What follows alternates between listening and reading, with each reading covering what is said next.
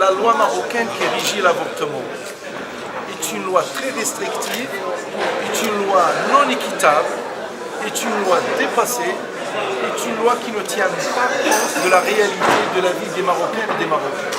Ce qui engendre, ce qui est à l'origine d'une augmentation importante du nombre d'avortements, particulièrement les avortements clandestins, des avortements non médicalisés, avec des conséquences comme complications infectieuses sévères, choc septique, comme complications hémorragie sévère, qui peut conduire à la mort, au décès maternel. Selon les statistiques que nous avons au ministère de la Santé, ça constitue à peu près 4,2% de la mortalité maternelle en 2010.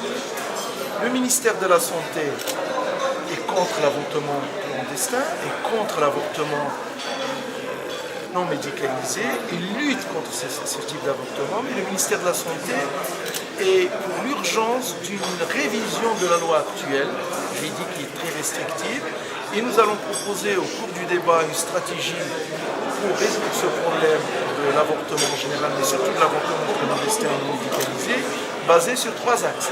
Le premier axe, c'est la prévention, puis la prévention et la prévention.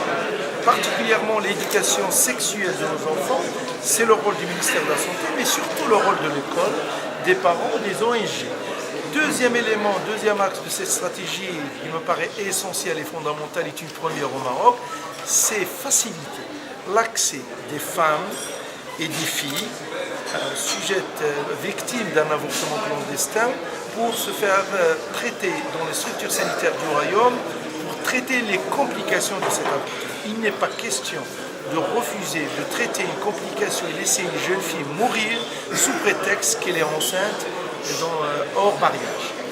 Et puis troisième axe, c'est un axe de révision de la loi juridique, bien sûr en tenant compte de nos spécificités sociales, culturelles et religieuses.